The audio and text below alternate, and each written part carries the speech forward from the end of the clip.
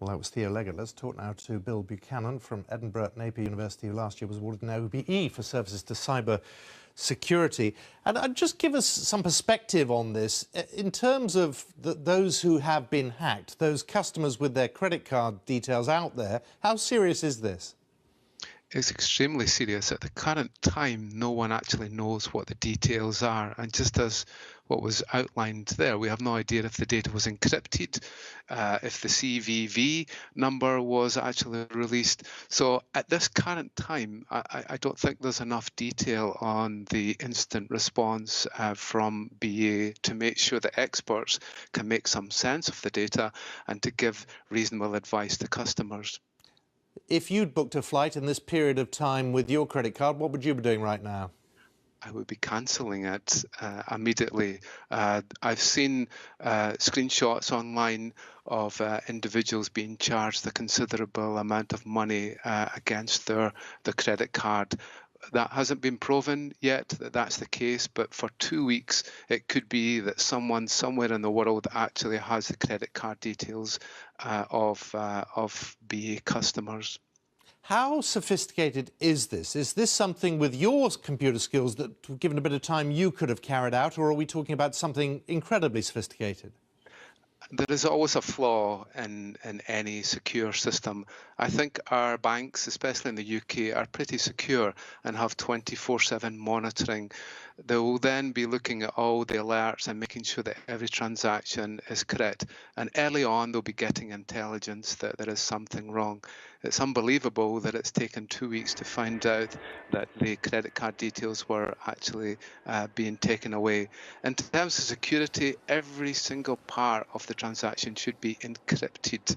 There should be no way that the transaction pops its head above the surface and then gives the opportunity to someone to grab that. For a properly designed system, encryption will be in there at every single part of it. And that's what makes this different, because they seem to have got in between that period where someone's typing their details in and it going into the website library, if you like. That would be a scary thought. There was a case recently that a chat agent was compromised through the web browser, so that when someone typed in something to the online chat within the web page, then the details could be taken off by the hacker.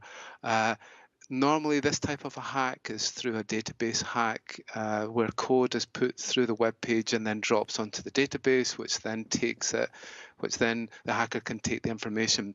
A scary thing is that everything that you type within a browser might be echoed to someone else in the world. It is a completely scary world, and really we would lose all trust in our e-commerce infrastructure if that could be scaled across the internet.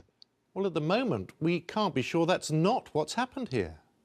That's right. So what we should be doing is to trust the little green padlock at the top, make sure that we're connecting securely.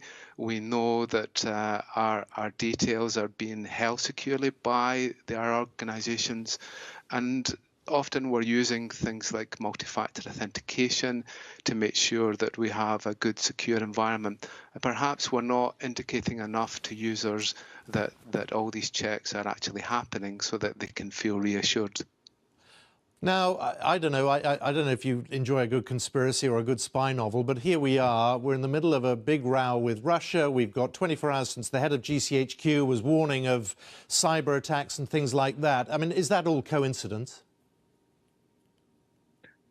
I cannot say. I know that people are motivated by money, and whenever there is financial benefit and profit, then there are people there that will try to compromise systems. So I wouldn't say there was a political motivation within this. Certainly there is possibly a financial motivation involved, but it would take a great deal of investigation to actually find out what the true root of this hack was. And on the scale of seriousness, 10 being the most serious, where would you put this at the moment? 380,000 people with their credit cards exposed to the world. That is pretty serious. 9. Professor Bill Buchanan, thank you so much for your time this afternoon. Thank you.